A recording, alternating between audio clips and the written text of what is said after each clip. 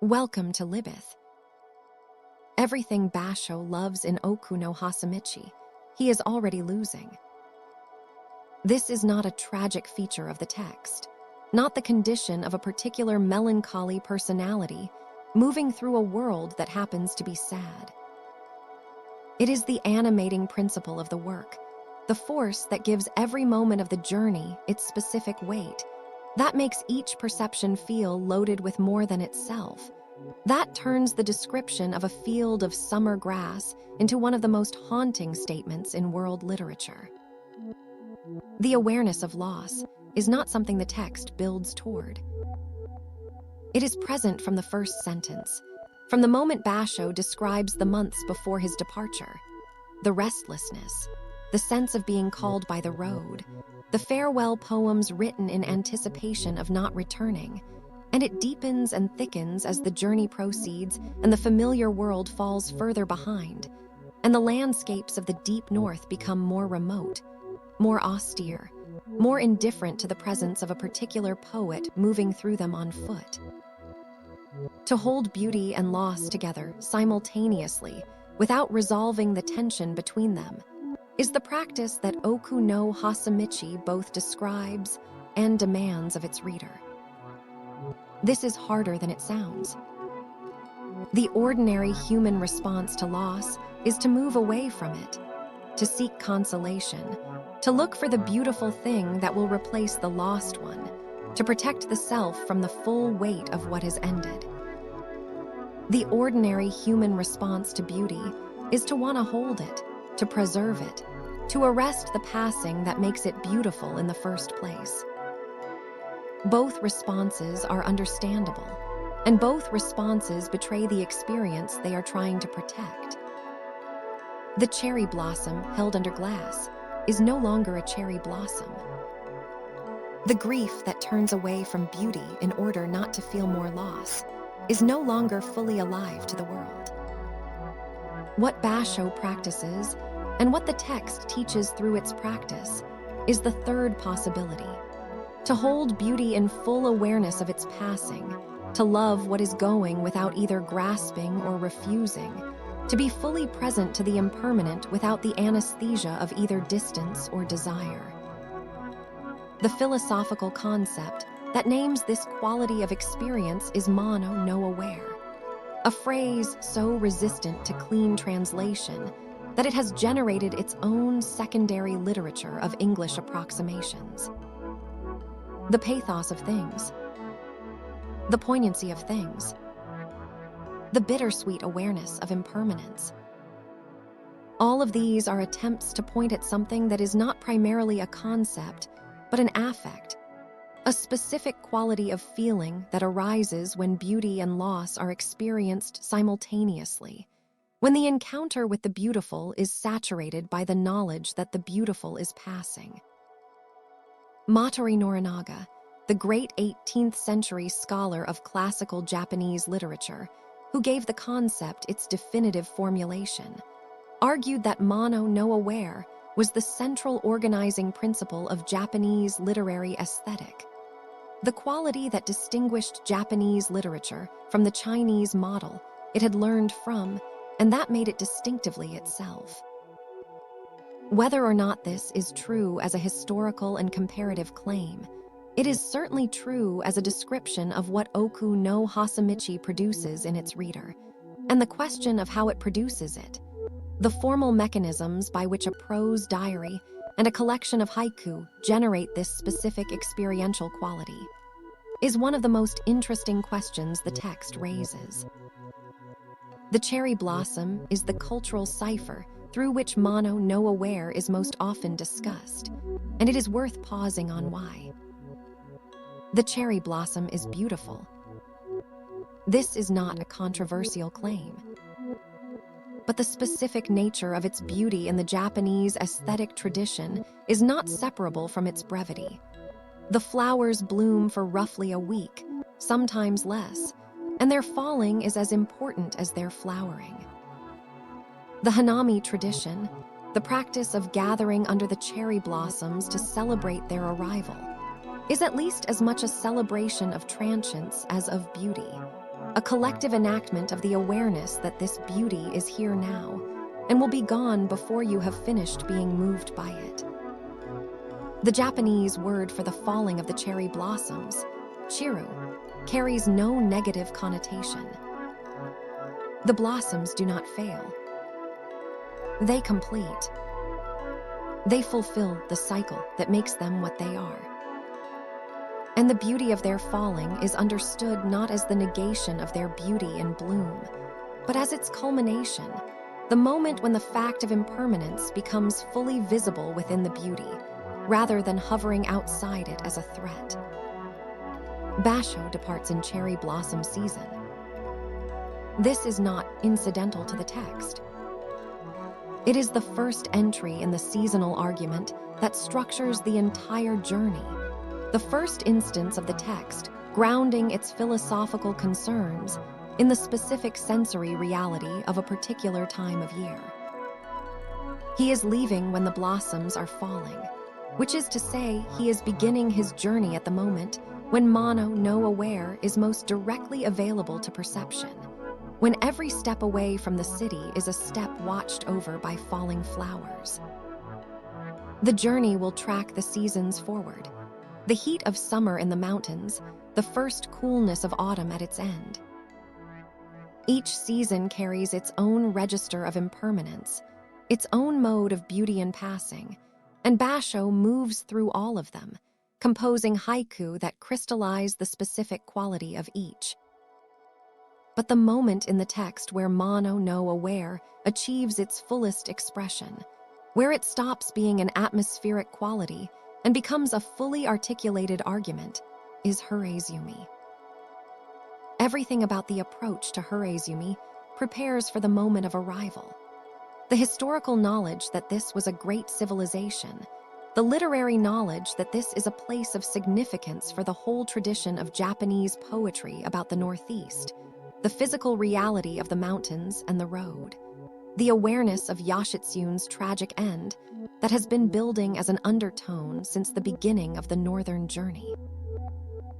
And then Basho arrives, and the fields are growing summer grass, and the prose circles the ruins with the care and the restraint of someone who knows that the next thing they write must bear a great deal of weight.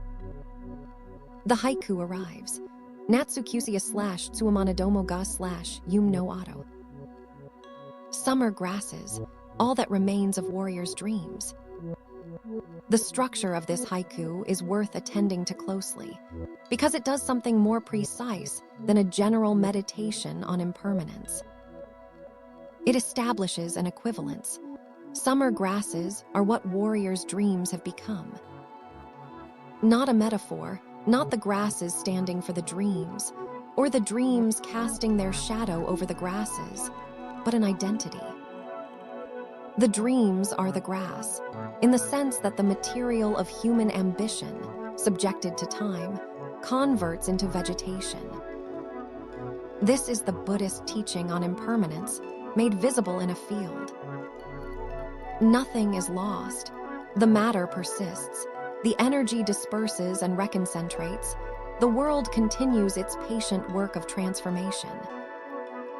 But the specific form that the matter and energy took, the specific shape of the Fujiwara ambition, the specific achievement of the civilization they built, the specific person that Yoshitsune was, and the specific tragedy his life enacted, none of that persists. It becomes summer grass, which is not nothing but is also not them.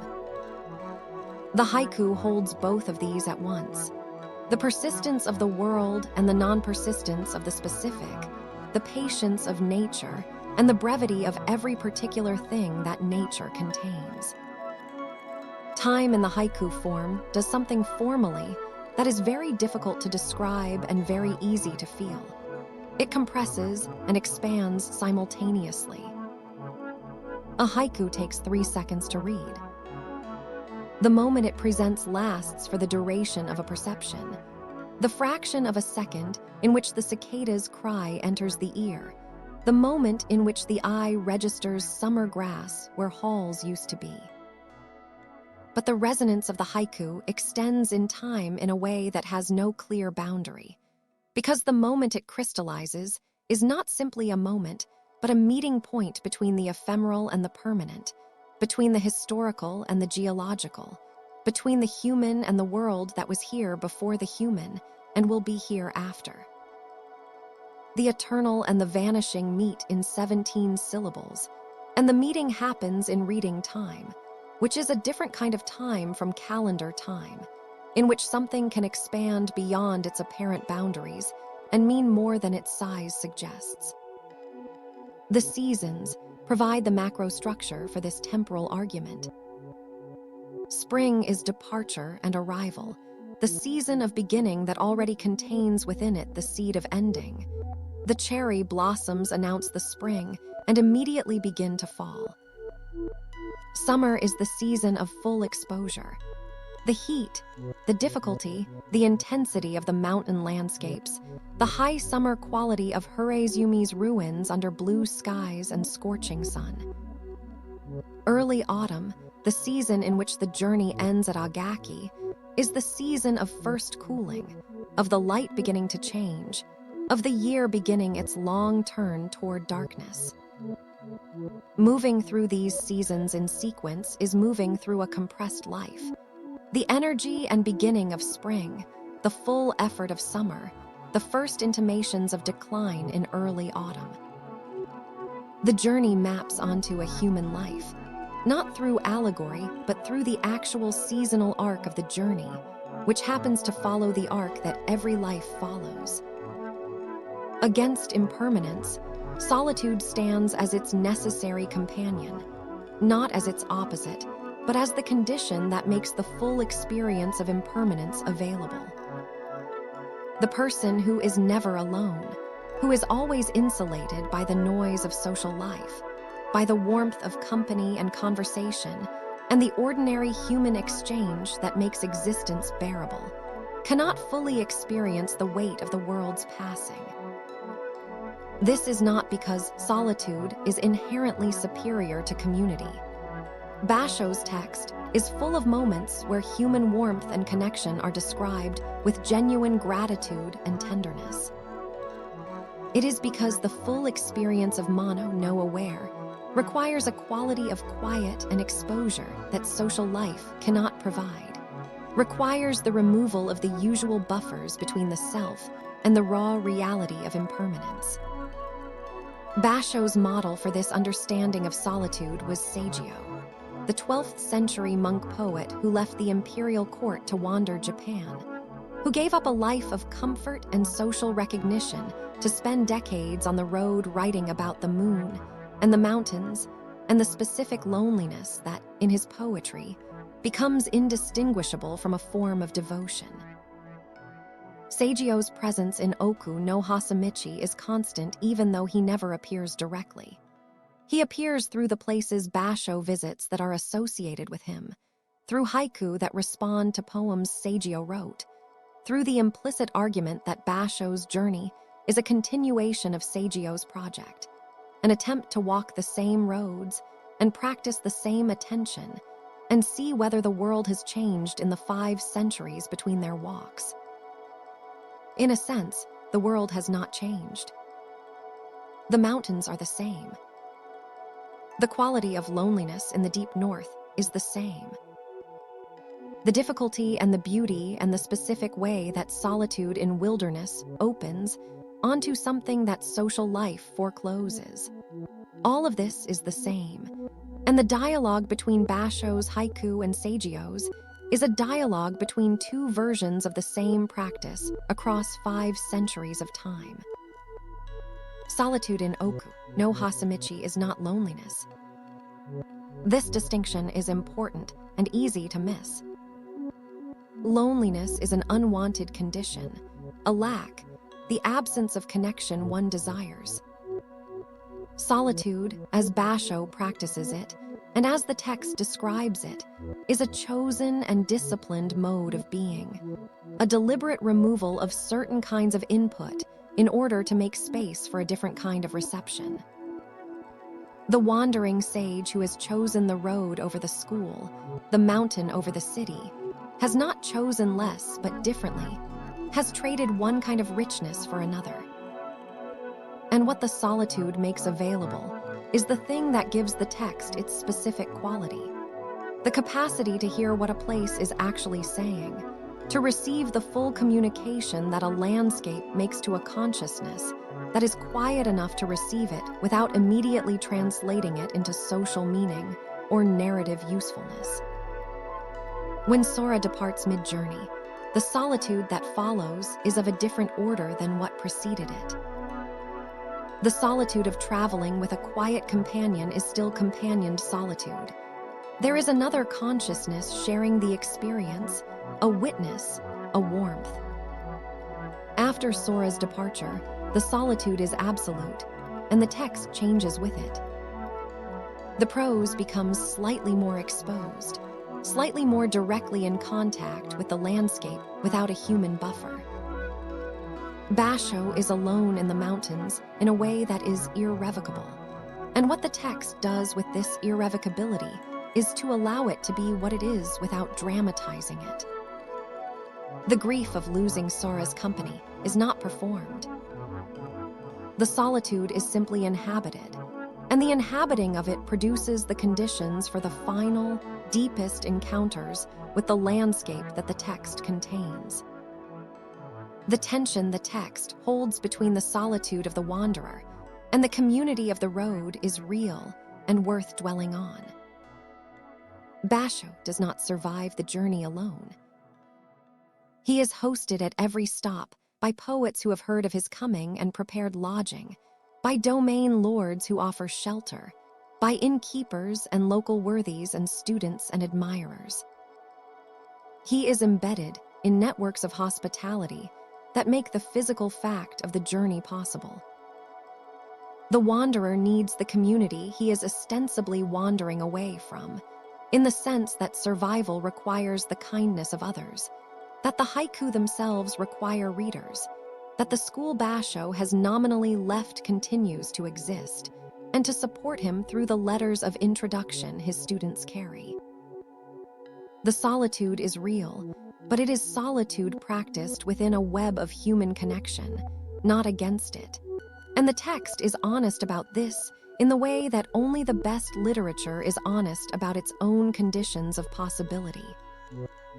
What solitude as an epistemology means, and this is the most precise way to describe what Oku no Hosomichi suggests about the relationship between aloneness and knowledge, is that certain things can only be known in solitude, not because they are secret or hidden from the social world, but because they require a quality of attention that the social world cannot sustain.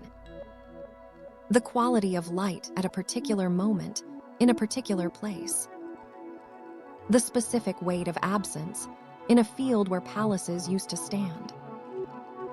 The way a cicada's cry enters a stone mountain, and what that entering feels like to the consciousness that is present to it. These are not esoteric experiences, available only to trained contemplatives.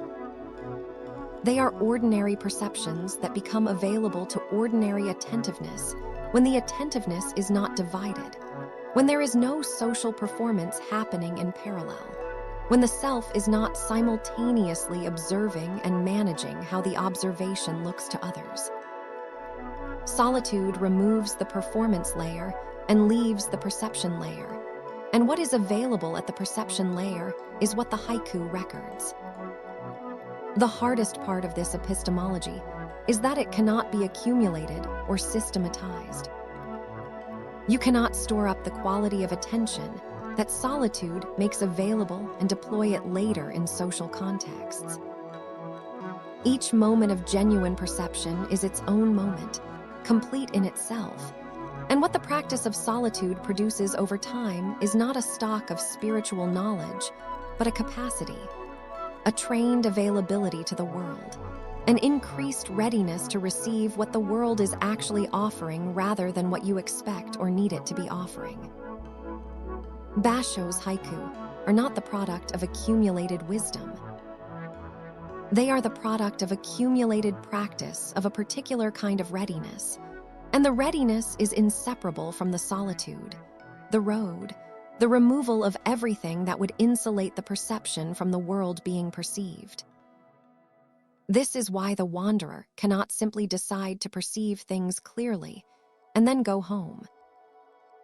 The practice requires the conditions, and the conditions are the road itself. The relationship between impermanence and solitude in this text is therefore not one of theme and counter-theme, but of method and finding. The solitude is the method. The impermanence is what the method reveals. And what the genuinely attentive consciousness discovers in that world is what Oku no Hosomichi records. Not the idea of impermanence as philosophical concept, but the experience of impermanence as the actual texture of being alive in the world, the specific quality of standing in a field of summer grass and knowing, in your body and not just your mind, that everything you are capable of building and loving and being is already on its way to becoming something else. And this is the deepest teaching of the two themes together, the thing that impermanence and solitude jointly point toward in a text that never states its argument directly, because a direct statement would falsify it. That the quality of being alive, the quality of actually experiencing the world rather than merely moving through it, is not a function of how much you have or how long things last or how successfully you protect what you love. It is a function of attention. And attention is sharpened by solitude, which removes the distractions that make attention impossible. And it is deepened by the awareness of impermanence, which gives every moment its urgency and its weight. Basho does not find a way around loss. He finds a way through it, and the way through it is the haiku, the 17 syllables that say, "I was here, this was real, it passed, and the passing was part of what made it beautiful." That's all for today on Libyth. One new book every week. At least we try.